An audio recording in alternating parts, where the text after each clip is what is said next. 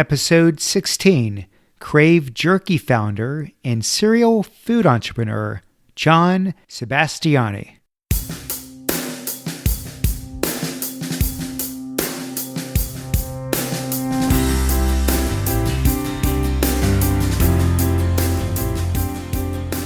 Welcome to The Art of Excellence, a show about people doing extraordinary things in their lives. I'm your host, Glenn Zweig. Thanks for joining me.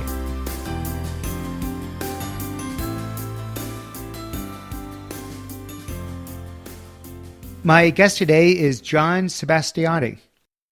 Jon was the founder and CEO of Krave Pure Foods, a gourmet jerky company. The company became one of the fastest growing food brands in the country and was acquired by the Hershey Company for around $220 million in 2015. Today, Jon is the CEO of Sonoma Brands, an investor and incubator for new branded food startups. Jon lives in Sonoma, California. Jon, welcome to the program. Thank you so much. Terrific to be here. So let's go back in time. You came from a family of entrepreneurs. Did you know early in life that you wanted to one day become an entrepreneur? Did you even feel maybe a little pressure to follow in those footsteps? Well, I think you're right. I did come from a family of entrepreneurs. I came from a town based on agricultural entrepreneurship. So I feel like I was born into it. I was raised as a child, paying very close attention to the vineyards that were a part of my family's winery.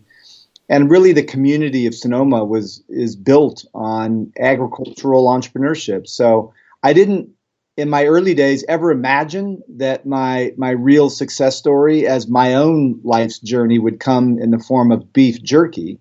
But nonetheless, I was always familiar and I think maybe in love with the idea of being an entrepreneur. I have many stories as a kid, as many entrepreneurs do, as sort of their first business. But yes, I attribute my passion and my desire to be an entrepreneur from my family as well as my town.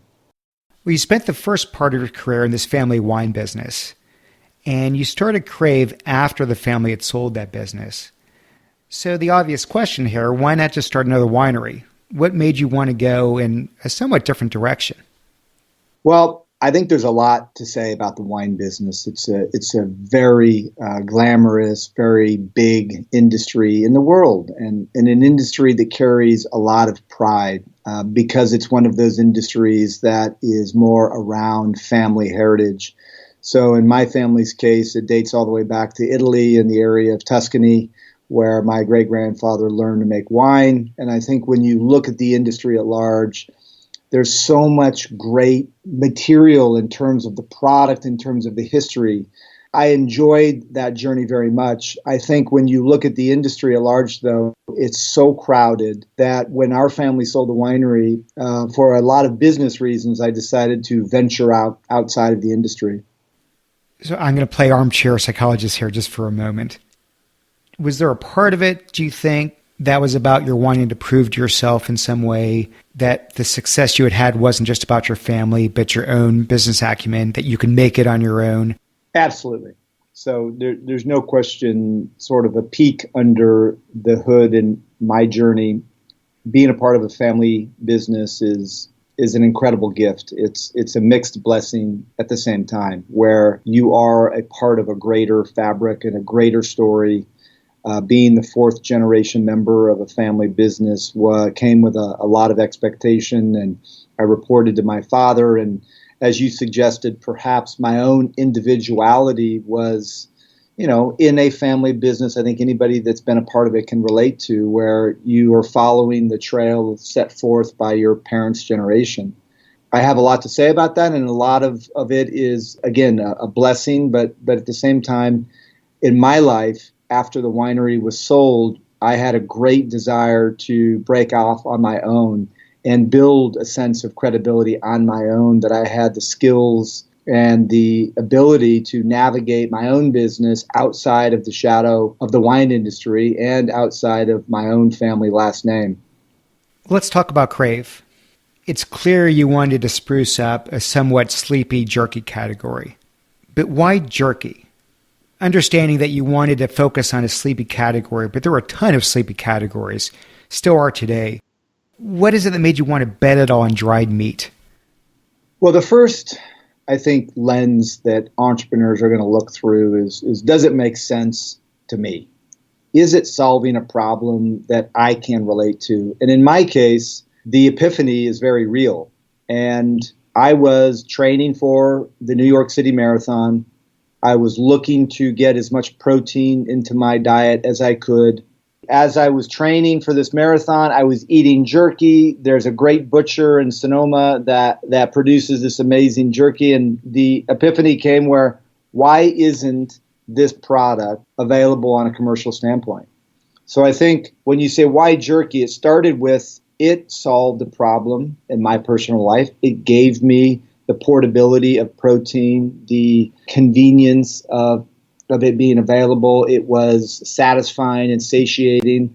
But at the same time, as an entrepreneur, as I began to ponder on the opportunity in the category, I looked at the size. And I think drawing a bit of a parallel story to my experience in the wine business, the wine business is about a $30 billion industry, and there are probably 10,000 or more brands in the world.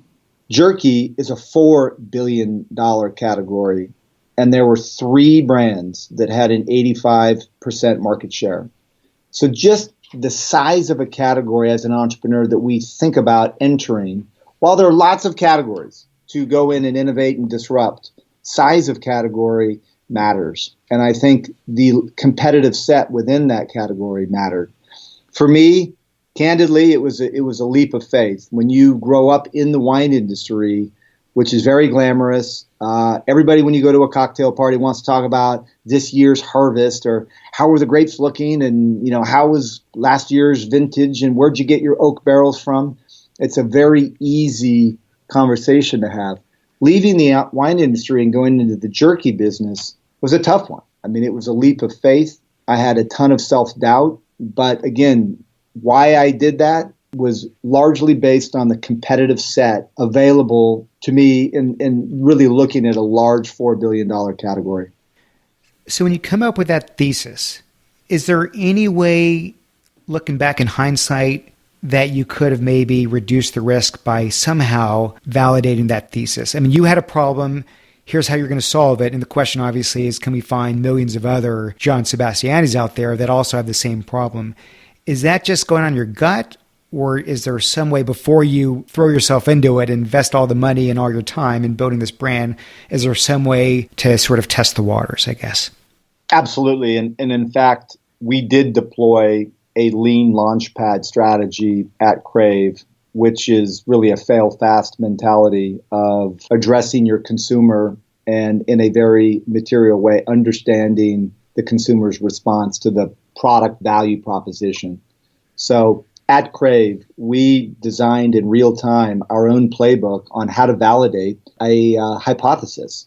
And so while at that time, yes, it made sense to design a more culinary forward meat jerky that no other brand had available in the marketplace, using whole cuts of meat, using organic ingredients, using claims like gluten-free and grass-fed and cage-free.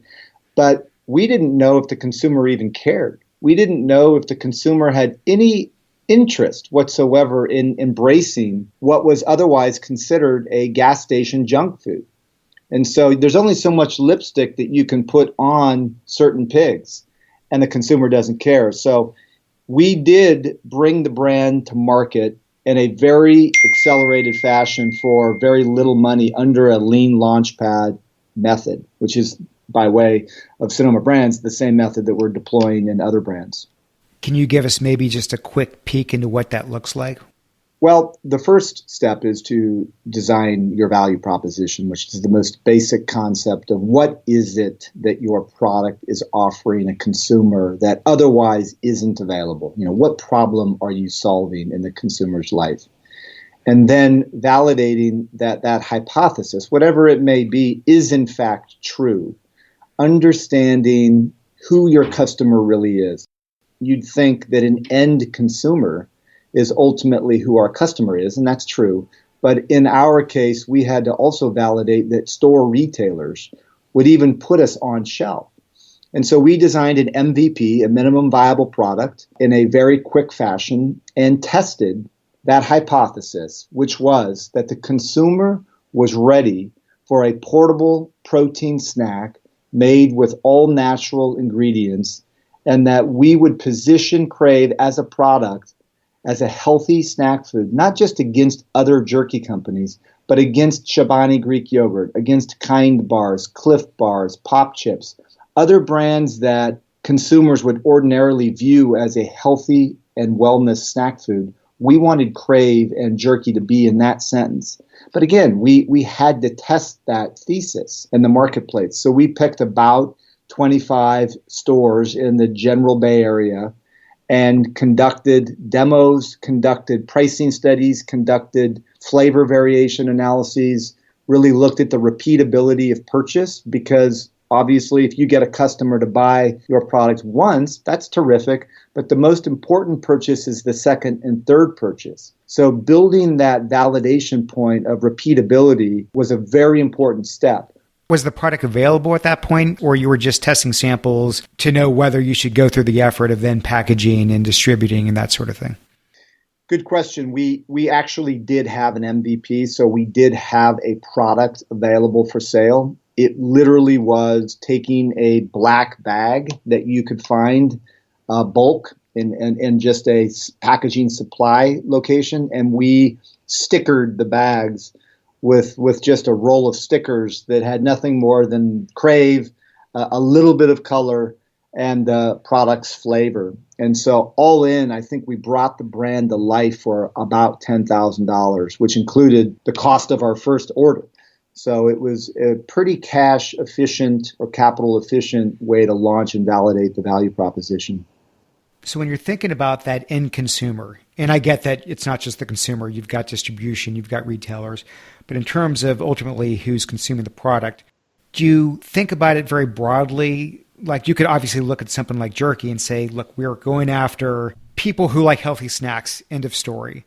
Or you could get extremely tight, like we're going after men between the ages of 25 and 45 who are looking for high quality post-recovery protein dense foods, right? You can get very narrow, you can get very wide. How do you think about it when you're approaching a new category?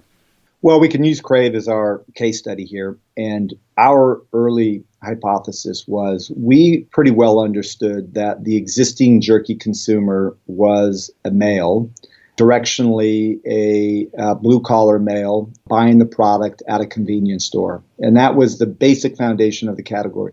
We felt in our hypothesis by developing a product with all natural organic ingredients that had a culinary flair to it, that made it more exploratory in terms of flavor, because flavor oftentimes will express product quality. So basil citrus turkey jerky, just the name sounds a little bit more elegant than teriyaki, or sweet chipotle, or black cherry barbecue. So we had a strategy both in packaging and in flavor to attract females. So our early thesis was that by shifting the focus of the product to its health benefits, by giving the product color, a more feminine color, and culinary flavors that made it more permissible and attractive to a female consumer, that we could open up or double the size of the market. And in fact, our early data that came back was confirmed that the data demonstrated that the shifting of our product made it permissible in an open environment for women to consume. And if you look at the journey of Krave in terms of who we chose as our brand ambassadors, what voices did we capture to help us tell our story, you'll see a strong female presence in there, such as Jillian Michaels, perhaps the most important health and fitness instructor who was the host of The Biggest Loser. She was a strong woman who was very visible to the marketplace, who not only encouraged her audience to lose weight, but to practice healthy eating decisions. And she was a partner of Krave, and her voice helped us craft that story that jerky no longer is just a junk food. This is a health and wellness snack, which is better for you than many other snacks that you ordinarily would think was healthy. And when you were working through those marketing decisions and branding decisions, packaging, distribution, positioning, did your background in the wine business come into play? I think there's a lot of similarities, and then those similarities prepared me for the jerky journey, if you will. And what I mean by that is when you look at the wine business, it's so incredibly crowded. And I've often referred to my wine experiences delivering me a PhD in branding, because in order to compete, and while my family was a 100-year-old, we were one of the first wineries in Sonoma Valley. The winery that I cut my teeth in was a startup. It was a new brand under the family umbrella. And so I gained that experience in terms of trying to position a brand in an extremely crowded market. We can pick one of the top varietals, Chardonnay. There are over 800 Chardonnays just made in Sonoma County alone. And so when you think about how do you position your brand, how do you tell your story, consumer products goods companies in many ways are storytellers. You have to intertwine not just your product value proposition, but the brand DNA and what you mean to the environment and what are your moral fabric in terms of who your customer is. There are so many different dynamics that go into building a brand. When you're in the wine business, it's a refined skill that you have to develop in order to survive. So when I left this incredibly crowded space and joined the jerky category, which, as I said earlier, had 3 competitors, they had an 85% market share. It was Jack Link's, ConAgra in their Slim Jim product, and Alberto. Now, anybody that's listening that remembers Slim Jim, I mean, their marketing partners were WWE wrestlers. Different market than what you're going after. Yeah, and Jack Link's was, Sasquatch, and like I'm hangry, and so for me to layer in some of the skills of quality and really discussing the ingredients. When you're in the wine business, it's all about, from your visits with Satui Winery that there's a lot of time spent on where the grape is grown, what was the weather like that year, what was the sugar level of the grape at harvest. And so a lot of that storytelling about the product and the ingredients I brought to jerky. And I started talking about whole muscle cuts. I started talking about our beef and our turkeys are cage-free and they're grass-fed. And we started talking about, what does hormone injections into cattle really mean when it comes down the food chain into the beef. And so we were able to capture a lot of elements that built into what a jerky actually meant. And again, back to the hypothesis was, does the customer care or not? And, as the data showed, they did. So the wine business was an incredible kind of training platform for consumer products. You took the business to about $35 million in revenue before you sold it. Most food and beverage startups, as you know, don't ever make it to 10 million. Probably don't even make it to 5 million, let alone 35 million. So looking back, do you feel like maybe you sort of caught lightning in a bottle, or do you think the path to success is pretty formulaic? Well, I definitely stay humble and stay hungry every day. And what I mean by that is yes, I feel that if I were to not express that I was at the right place at the right time with the movement of protein, that I would be exaggerating my skill set. So luck plays into it. Timing plays into the success of any brand, I believe. But at the same time, there is now some formulaic approach to it. I think it's more of a lens to identify opportunity and evaluate risk. And what I'm doing today with Sonoma Brands and some of the success that we're seeing in the brands that we've created, I think is validating to there is a playbook, there is a methodology to launching a brand in the consumer space and recognizing what opportunity means. And so I believe it's a bit of both, a bit of luck, a bit of lightning in a bottle, but at the same time, it's also there is a playbook that enables new brands to come to life. Was the moment of getting acquired by Hershey as exuberant as you had imagined? Was it bittersweet in any way?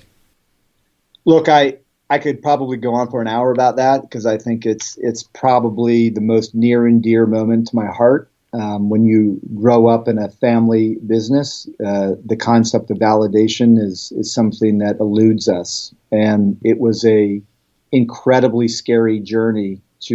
At my age, I was 35 years old when I left the family winery after it was sold, and really had to reinvent myself in a very risky way. And there were years of self-doubt.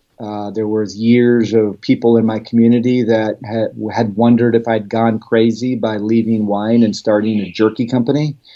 So when it got to the time of exit, Hershey wasn't the first unsolicited bid. We had received a handful of offers before Hershey. So the realization that I had built something of significant value, I had slowly become accustomed to.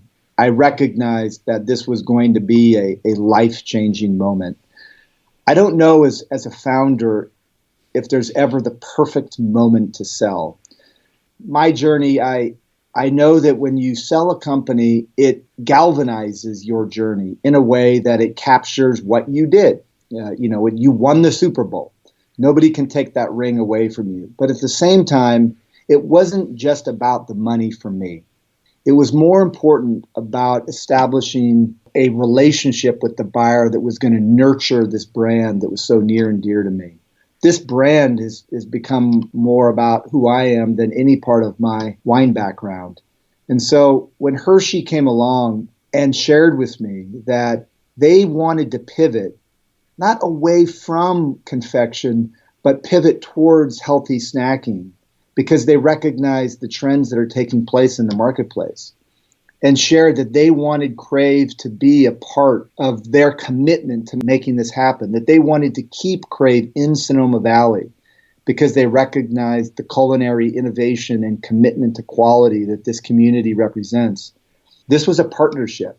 To be a part of the Hershey story that embraced healthy snacking in a way that they haven't before was just a great way to close the story. So I still pinch myself today that happened. There are moments we called it a sprint. It was a 5-year sprint.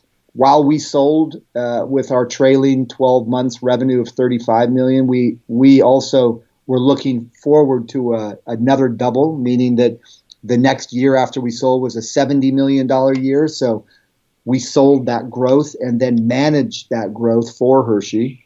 And it's a very proud part of my life. And it's a relationship that I still keep today. Hershey and Krave are about 50 feet away from where I'm sitting right now. And so we collaborate and visit with each other and share ideas about the category and future innovation. Hopefully it's a story that continues on with other partnerships. No doubt it was a fantastic exit, and I'm sure Hershey is a great partner. You also have founders out there like Cliff Bar, which came close to selling and decided, I'm going to keep building the company. Was there a part of you that was tempted to say, you know what, I've got something real here. We could sell, but we don't need to sell. I'm going to keep building this company. I think it's a bit of all of those. And so as I self-reflect today, I don't regret the decision at all. I wondered to myself as the decision was made to sell the company if I'd regret it, if I'd miss it, because it's such a part of my soul. I gave that brand everything I had. It was an incredibly pivotal part of my life. At the same time, I self-reflect that I love the early stage. That is a part of a business's evolution that I'm most attracted to. Really the consumer science element of bringing a brand to life, giving that brand its DNA, building out its value proposition. As you look at the brands that I've most recently been involved in, I don't really invest in or build Me Too brands. We do disruptive, crazy things like marshmallows, which was one of my current projects. And so I admire Cliff and Gary and what he's done over there. I admire them greatly. I think, and Daniel Lebetsky is another individual, the founder of the Kind Bar, who has built an unbelievable, iconic brand and has no interest, at least at this point, of selling. And so, part of me misses the power of that brand and its meaning, because it was really the leader in the renaissance of the jerky category. But at the same time, what I'm doing today is so thrilling, and Krave and Hershey allowed and paved the way for me to be doing what I'm doing today. You ran a marathon. Was that a one-time deal, or are you a marathon runner? Well, I've done it multiple times. I think I've run 6 marathons in my life. I've probably run 20 to 30 half marathons. I've run several half Ironmans. I aspire to run a full Ironman. I run today still 5 to 6 days a week, which is 35 to 50 miles a week. I don't consider myself a real competitor. I don't aspire to, well, I aspire to, but in reality, I will never win a race. What I love about running is the freedom of the mind that it gives me. It's my time that is away from my family, is away from my work, that allows me to explore ideas, to work through problems, my own issues that we all have. And so running is my cathedral, if you will. It's almost meditation for you. Absolutely. So I have a great relationship to it. Meb Kevlazigi, who is one of the top U.S. runners, was a partner of mine at Krave, and we continue to support him in his foundation. And, I'm sure I'll be back at the New York City Marathon at some. I've run it 3 times now since 2009, and I'm sure I'll do it many more times in my life. So beyond the benefits you get while you're in the moment, do you feel that some of those benefits in some way spill over in your personal life or in your business life? Absolutely. Being an entrepreneur is all consuming, and, hard work is a requirement. And I think people in entrepreneurship sometimes overlook hard work, and especially being in the Bay Area, in the tech world, where leisure and comfort are so prominently built into some of these companies. When you start a business in the food business or the beverage business or retail business, it is just bloody hard work, and your brain is never shutting off. So managing your emotions and managing stress and anxiety and self-doubt, both in your work life as well as balancing the demands of being a husband and a father, in my case, running is a panacea for questions and problems, and it's my own, hour and a half a day to think through things. So yes, it has tremendous spillover benefit. So given the intensity that being an entrepreneur is all about, is there really such a thing as work-life balance when you're doing one of these startups? I don't think so. I'd love to sit here and say that I'm a very effective leader in terms of leaving my work life at work and embracing my home life. I self-reflected in this moment today where the Krave exit to Hershey has enabled me to not stress about certain monetary things in life, and how much grit would I have left, how much hunger did I have to win again, because it takes such dedication and such hard work. And I think as an entrepreneur, as a founder, we self-reflect on, do we have it left in us? Do we have enough gas in the tank to do it again? And now I'm a year and a half into Sonoma Brands, in every way taking this second part of my career even more seriously. And so balancing work and family is extremely hard. I think in my personal experience, it's only gotten harder. I think you need to be married to somebody that understands that and gives you the flexibility of that, because if you don't have the support at home, it won't work. And I think my family is a family that admires hard work, and that when we're together, we are present with each other. But at the same time, being on my computer or my iPhone until midnight every day is common. Okay, let's talk about Sonoma Brands. And again, this is your food incubator and investment arm. You do both. You invest in third-party companies, and you also launch your own branded food concepts internally. What do you look for? Well, there are many. I think it starts with the size of the opportunity and being unique and disruptive or innovative. Those are very commonly used words now in the consumer space. And so I think it's having a lens of truly identifying what the size of the opportunity is from the get-go. And there are many great examples, and the one that comes to mind is a kale chip. And so if you're in the food and beverage space, a couple years ago, the emergence of the kale chip was a hot product for about a year. And the size of that category never evolved into, say, a potato chip. And so when we think about opportunity, the first question is going to be, are we introducing a category? Are we innovating a category? Are we disrupting a category? Are we disrupting a usage occasion? Krave is an example of kind of disrupting a usage occasion, because the real pivot there was taking an existing product and making it healthy. That opened up more usage occasions to more consumers. So we really need to understand a path in its innovation or disruption of how it's going to be a material brand in a material category. All of these things, by the way, are obviously building value creation. The next thing we're going to look for is leadership, founder passion. And so if we're going to invest into a brand, we're going to look at the founder, and almost more importantly than the product itself. What's the authenticity of the brand, the storytelling nature of the brand? Is it a real story?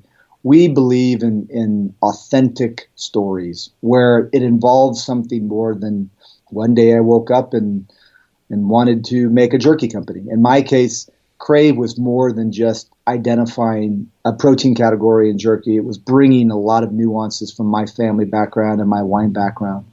Our investment in Dang Foods, which is the nation's largest coconut chip brand, this is a story that involves multiple generations of the founder's family. This is a brand that extends just coconut chips into other health and wellness product categories. The founders are brothers that work together, that have a close relationship with their mother, who provided some of the early recipes. The halo impact of them as founders, as well as the brand that they've built, is a value that other brands don't have.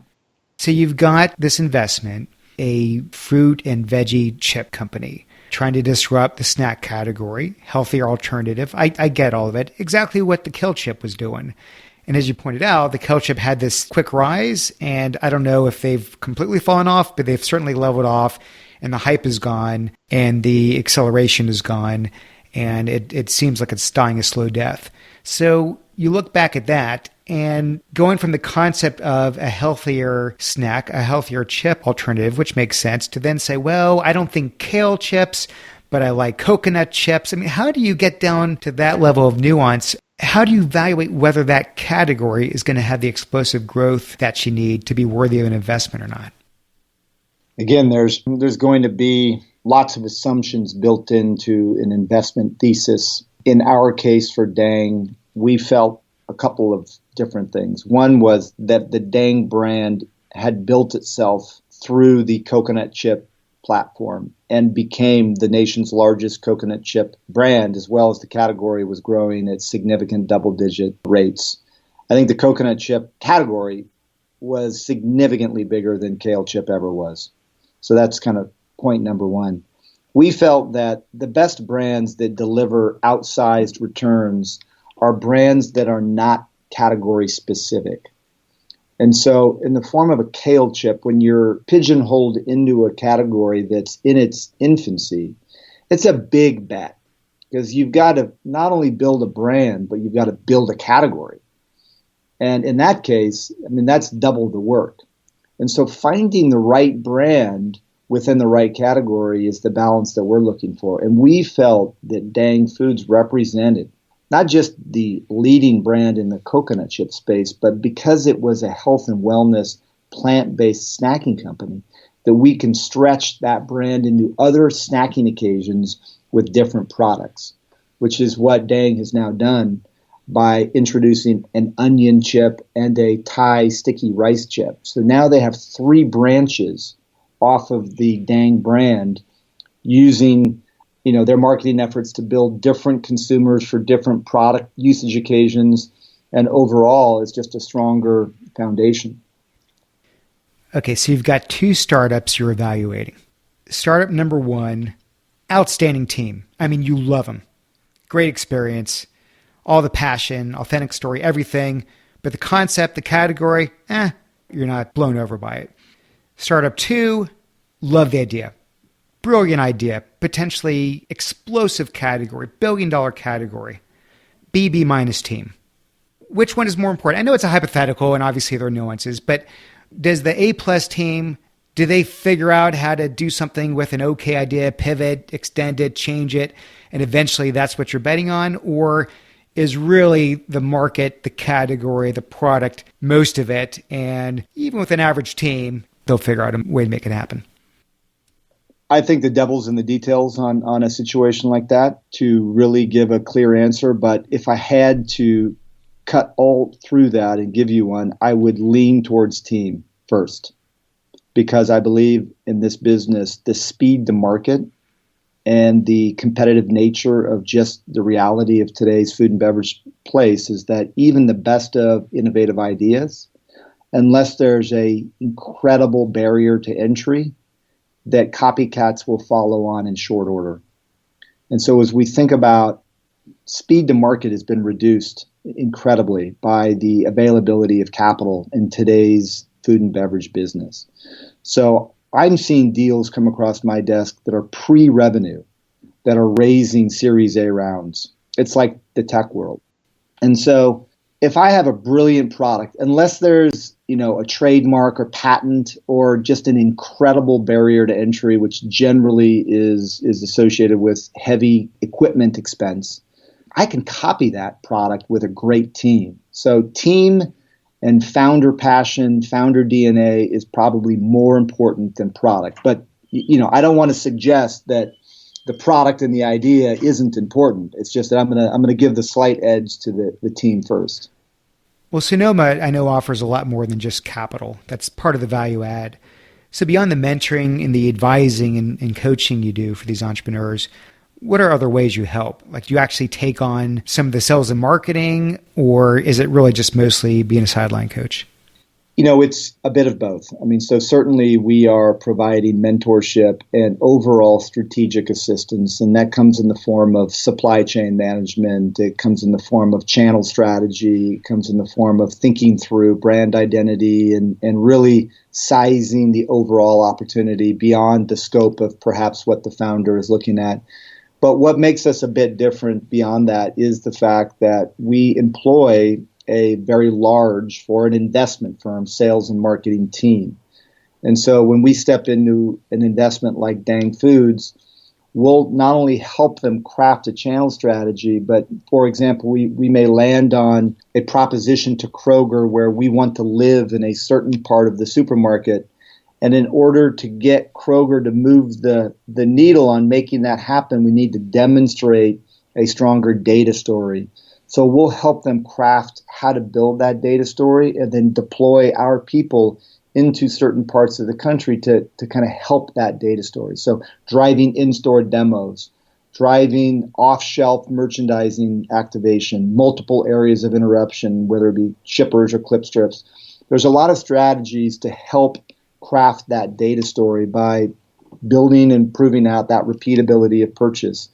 When you're in a category like coconut, you're trying to demonstrate a sense of incrementality. You don't want to just trade one coconut chip brand for another. You want to prove that you're bringing in corn nut chip consumers or potato chip consumers to a healthier, more premium space.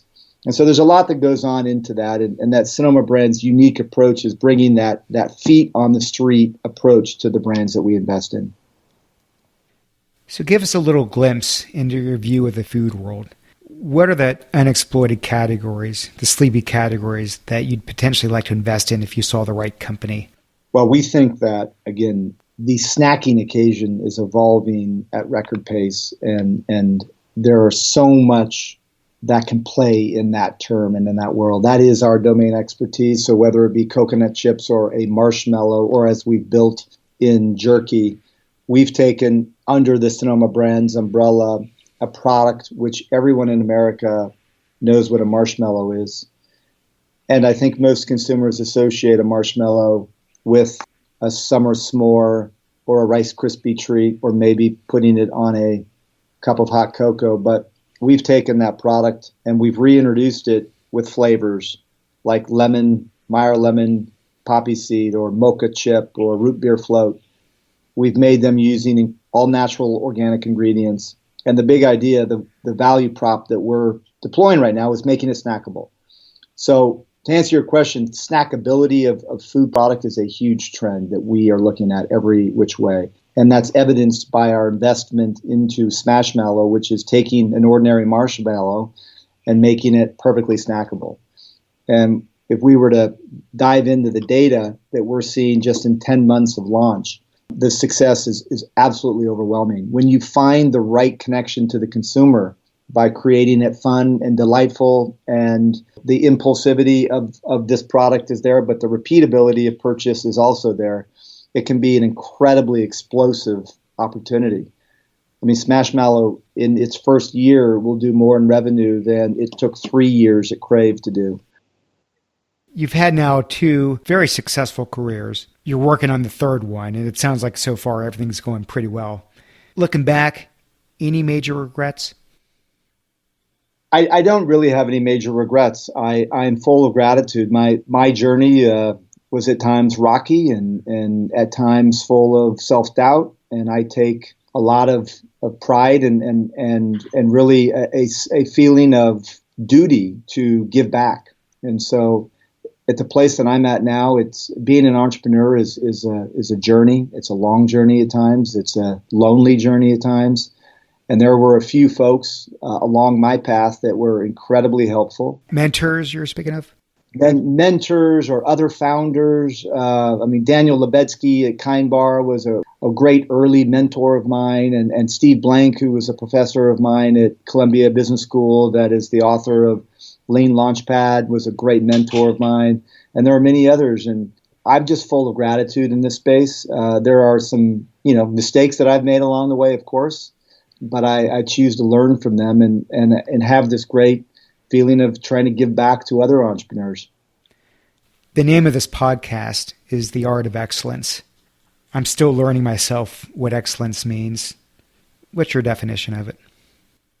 I think excellence is an aspiration. I'm not quite sure I ever really reach it, but it's something that I aspire to be. And it's sort of perfection is not a destination, it's the journey.